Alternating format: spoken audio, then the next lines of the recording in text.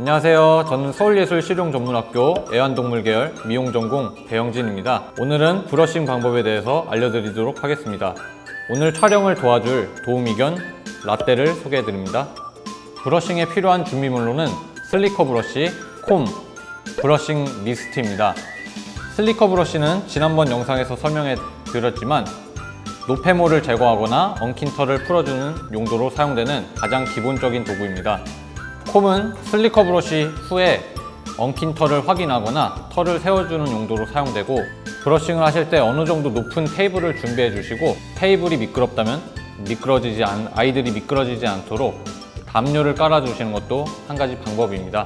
테이블에서 하는 이유는 바닥에서 할 경우 아이들의 활동 반경이 넓어지기 때문에 컨트롤 하시기가 어려움이 있기 때문입니다. 빗질을 하실 때 슬리커 브러쉬를 이렇게 잡고 전체적으로 쭉쭉 당기시면서 하셨던 분들이 계셨을 텐데요. 이렇게 하게 되면은 아이들 피부에 심한 자극이 생겨서 아이들의 거부감을 느끼는 경우가 많았을 거예요.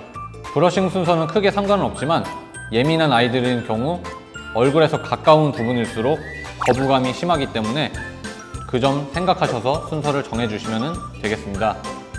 슬리커 브러쉬를 잡는 방법은 이렇게 가볍게 엄지로 목 부분을 잡아주시고 나머지 손가락을 받쳐주신다는 생각으로 잡아주시면 되고요. 피부 속 모근부터 브러싱을 해주시면 되고요. 털을 당기는 것이 아니라 힘을 빼고 가볍게 툭툭 치듯이 브러싱을 해주시면 됩니다. 여기서 브러싱의 장점에 대해서 말씀드릴게요. 브러싱을 하게 되면 브러싱은 마사지 효과가 있기 때문에 혈액순환에 도움이 된다고 해요. 그래서 아이들 모량에도 영향이 있고 아이들 털이 단단해지는 정도, 털이 이제 건강해진다고 하죠. 그런 장점이 있습니다. 끝부분만 사용하게 되면은 아이들 피부에 자극이 심하기 때문에 면 전체로 마사지를 하듯 조심스럽게 해주신다고 생각하시면 더 편할 것 같습니다. 다리쪽도 마찬가지로 차근차근 털을 살짝씩 꺼내듯이 모근부터 브러싱을 해주면 됩니다. 가장 많이 엉키는 부분 중 한 곳인 겨드랑이입니다. 겨드랑이는 아이들이 관절에 무리가 가지 않도록 살짝만 들어주시고 조심히 차근차근 빗질을 해주시면 됩니다. 뒷다리도 앞다리와 마찬가지로 털을 이렇게 내려주신 다음에 조금씩 꺼내오듯이 모근부터 천천히 살살 브러싱을 해주시면 됩니다. 이렇게 몸통 부분, 다리 부분이 끝나면 머리 부분과 이제 얼굴 부분이 남는 겁니다. 머리 부분은 스타일링의 가장 중요한 부분이기 때문에 브러싱을 하실 때도 조심히 하셔야지 털이 끊기거나 손상이 없습니다. 한 번에 쭉 당기기보다는 조금씩 끊어서 브러싱을 해주시면 털 끊김 방지와 털이 얇아지는 것도 방지를 할 수가 있습니다. 다음은 귀 부분인데요. 귀 부분은 피부가 다른 곳의 피부보다 약하고 혈관이 많이 밀집해 있다고 해요.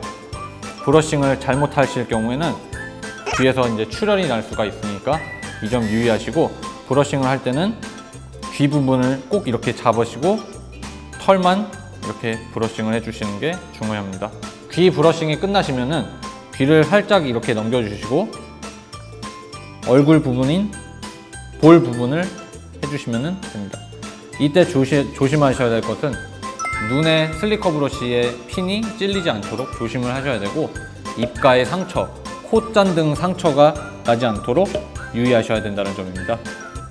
그리고 전체적으로 브러싱이 끝난 후에 마지막으로 콤으로 뭉친 곳이 있는지 확인을 하시는 용도와 털을 세워주는 용도로 그래서 사용을 해주시면 되는데요. 모근에서부터 털을 꺼내와 빗질을 해주시면 됩니다. 브러싱은 단순히 노폐모 제거, 엉킨 털을 풀어주는 미용 목적이 아니라 아이들과의 스킨십, 교감을 하는 과정이라고 생각합니다.